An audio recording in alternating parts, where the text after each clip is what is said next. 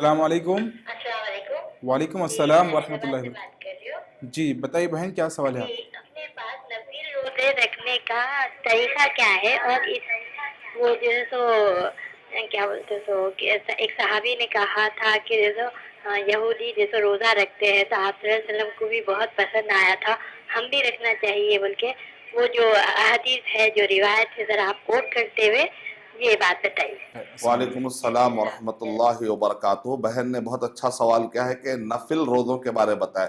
نفل روزے ایک ہے مطلق، ایک ہے مقید۔ مطلق مانے آپ کبھی بھی جو ہے نیت کر کے رکھ سکتے ہیں، لیکن مقید کا مطلب یہ ہے کہ آپ کو جو ہے فلاں پرٹیکولر فضیلت معلوم ہو جاتی ہے، جیسے کہ محرم کے روزے ہوتے ہیں 9، 10 یا صرف 10 یا 10، 11 کو رکھنے کا ہوتا ہے، جس میں بتایا گیا کہ 9، 10 زیادہ افضل ہے۔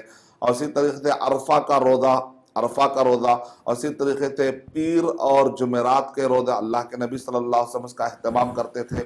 محبت رسول اور رحمت للعالمین صلی اللہ علیہ وسلم سے اس کا بڑا گہرا تعلق ہے کہ اللہ کے نبی صلی اللہ علیہ وسلم کی تعلیمات میں سے اللہ کے نبی صلی اللہ علیہ وسلم کا عمل ہے کہ اللہ کے نبی صلی اللہ علیہ وسلم نے ان روزوں پر بھی ابھارا ہے، 13، 14، 15 جس کو کہتے ہیں ایام بیض۔ تو اسی طرح اللہ کے نبی صلی اللہ علیہ وسلم شعبان میں بھی کثرت سے روزہ رکھا کرتے تھے، محرم میں بھی کثرت سے روزہ رکھا کرتے تھے، اور اسی طریقے سے 1 تاریخ سے لے کر 9 ذی الحجہ تک یہ 9 دن میں بھی اللہ کا ذکر کرنے اور نفل روزہ رکھنے کی بڑی فضیلت آئی ہے۔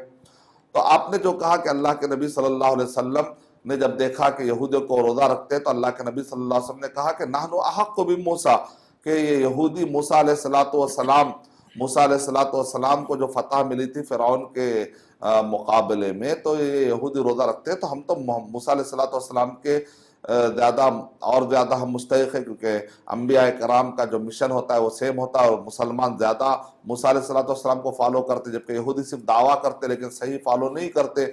تو اللہ کے نبی صلی اللہ علیہ وسلم نے بھی روزہ رکھا اور لوگوں کو روزہ رکھنے کے لیے بھی کہا، اور لیکن بعد میں آپ نے کہا کہ دیکھو ایسا کرو کہ ہماری کچھ امتیازی خصوصیت ہونی چاہیے، تو آپ نے کہا کہ اگر میں اگلے سال رہا تو میں 9واں روزہ ضرور رکھوں گا۔ تو اس کا مطلب یہ کہ 9 اور 10 کو ملا لینا چاہیے، علماء کرام نے کہا۔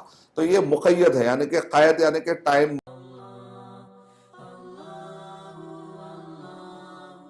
For authentic Islamic information, please log on to www.askislampedia.com.